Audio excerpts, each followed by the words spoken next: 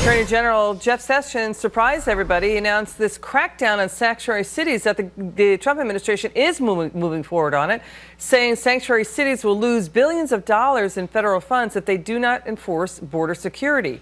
This after last week, the Maryland House of Delegates approved a bill to become a sanctuary state.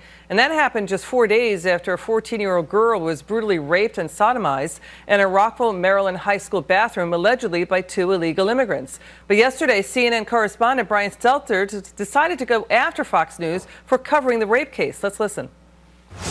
Rapes and assaults and murders are local news stories on a daily basis.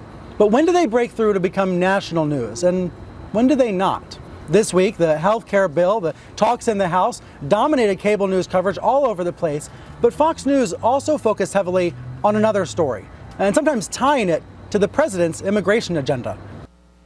Sanctuary policies, however, have been national news for some time, which is why Fox and other major networks cover it. Same for crimes committed by illegal immigrants. Fox and other networks cover that story, too.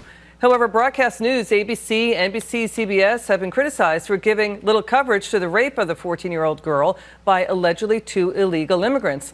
And remember this, without corroborating any of the facts, back in 2014, the major news networks devoted a lot of airtime to the fake claim that a University of Virginia fraternity gang raped a female student. Let's take it to the power panel. Federalist Bree Payton. We got Democrat strategist Danielle McLaughlin. Bree, how are sanctuary city policies, illegal immigrations, crimes committed by illegals not national news? You're absolutely right. They are national news because this is a national issue. When immigrants come into this country illegally, they're not just coming to a city. This isn't just a local crime issue. This is a national issue because the national policies that we have affect the local entities, right? And I think, as someone whose parents immigrated to this country illegally, it is frustrating to watch states and cities and local entities decide to push forth sanctuary city policies, which I feel are a slap in the face to people who immigrated in this country legally, like my family. Danielle, a defense attorney for one of the suspects, appeared on Tucker Carlson's show. Let's take a listen. I like your reaction.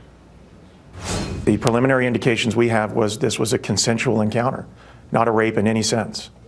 Between 2 guys, 17 and 18, and a 14-year-old girl in a high school bathroom. I mean, you'll pardon me if I seem astonished that you would be bold enough to assert something like that. That seems insane. It certainly seems horrible that that would occur in our schools, even consensual. It seems like something that we wouldn't want in our community. But that doesn't have anything to do with whether or not it was forced or coerced or in any way illegal. This feels like blaming the victim again, Danielle. I mean, witnesses reportedly heard her screaming for help. How could he say there's no proof it was illegal? Liz, this is brutal. As a parent, as a woman, no one ever wants to hear stories like this in a school.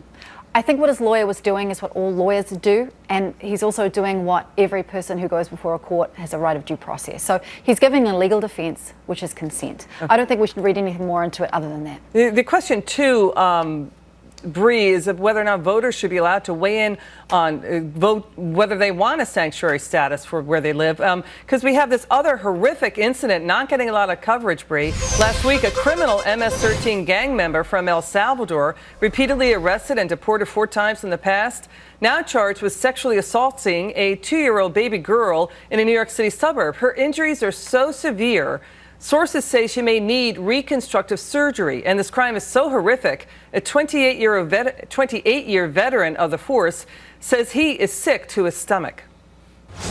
He was deported in 5 years 4 times, and since 2011 he's wandered the streets of Nassau County, free, and that is deeply disturbing. You have a little baby who, just talking about this makes me nauseous, a little baby who will never ever recover from the injuries she's recovered at the hands of this monster. Bree, what's more important, making sure illegals are allowed to stay in the country, illegal criminals, or protecting the lives of innocent people like this little baby?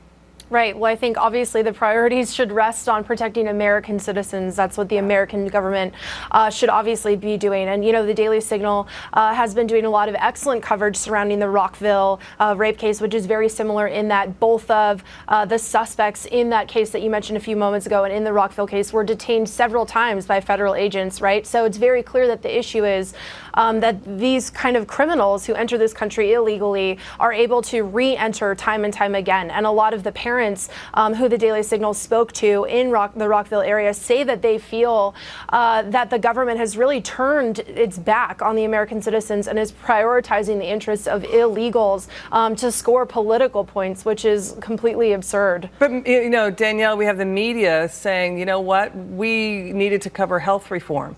Why is Fox News covering stories like this? And when we've had victims' families on, Danielle, repeatedly saying, we're tired of being treated like rounding errors and ignored.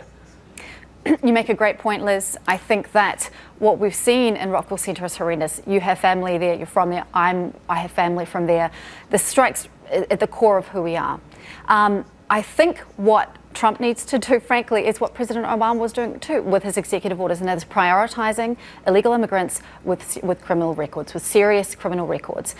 The Government Accountability Office has done data, survey after survey on this, and the vast majority of even illegal immigrants in this country are not committing these kinds of heinous crimes. We just don't know how they get back in, right? No, That's the and they issue, shouldn't right? be able to get back in. I'm a legal immigrant. I think everyone should be able to play by the rules as well. Okay. But I don't want to tar all of an illegal immigrant community nobody is. with the horrendous crimes of a few. Everybody agrees with what, nobody's tarring all illegals or all immigrants with this story. It's just, how do these criminals get back in and do the crimes they do? Sorry, we do have to leave it there. Bree and Danielle, thank you so much for your time. Next up, we have peaceful pro-Trump